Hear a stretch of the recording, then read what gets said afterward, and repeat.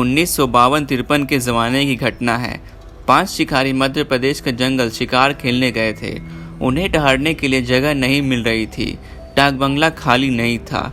Care taker ने बताया कि जंगल के अंदर एक पुराना डाक बंगला है जो खंडर जैसा हो चुका है। पानी की व्यवस्था भी है, अगर चाहे तो वो साफ सुथरा करके ठहर सकते हैं। उनके पास कोई विकल्प नहीं था, अंधेरा हो रहा था, इसलिए वो पुराने डाक बंगला में पहुंचे, एक कमरे को साफ सुथरा किया और ज़मीन पर ही बिस्तर बिछा लिया। अपनी बंदूकों और राइफल को दीवार पर टांग दिया और ताश खेलने बैठ गए। खेलते खेलते भोजन ग्रहण करे और सो गए। उनमें से एक था जो एन सिंह नाम का था। उसे नींद नहीं आ रही थी। उसके सिगरेट जलाई और उसके कष्ट लेने लगा। तभी उसने देखा कि अचानक खिड़की से एक हाथ बढ़ता हुआ उसकी गर्दन की ओर आ रहा है। वह चौंक उठा और जोरों से चिल्लाया। अन्य लोग उठ गए और हाथ गायब हो गया।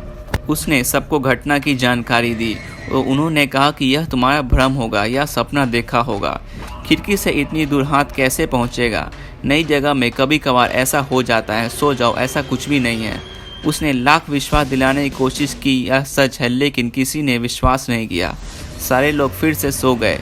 उसने भी सोने की कोशिश की, लेकिन उसे नींद नहीं आई। सुबह उठकर सभी लोग नाश्ता पानी पर शिकार की तलाश में निकल गए।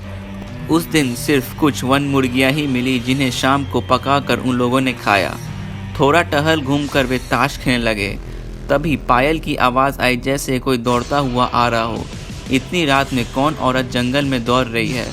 उनके मन में सवाल उठा। खिड़की पर जाकर देखा तो कुछ दिखाई नहीं पड़ा। वे खाना खाकर चुपचाप सो गए। जे.एन. सिंह, जिनको उस रात भी नींद नहीं आ रही थी, वे उस रात भी हाथ के बारे में सोच रहे थे। तभी झपकी लगी, आंख खुली तो देखा कि खिड़की से एक हाथ उनकी गर्दन तक पहुंच चुका था। तभी रूम में हड़कंप मच गया और सब लोग वहां से भाग गए।